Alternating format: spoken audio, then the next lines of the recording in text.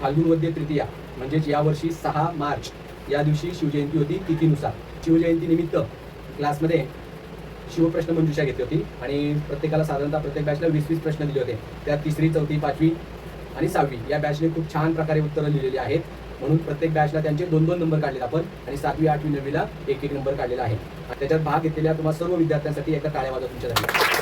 आदल्या दिवशी आपण सांगितलं होतं 1-2 दिवस आधी फक्त, आणि त्या 2 दिवसांच्या मुदतीमध्येही तुम्ही अगदी उत्साहाने वाचन केलं. काहींनी पाठांच्या 20 पैकी 20 पण मार्क्स मिळवलेले आहेत.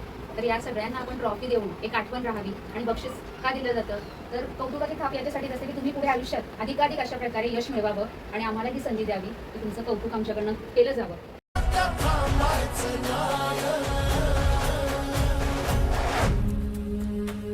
या सगळ्यांसाठी काहीतरी केलं पाहिजे.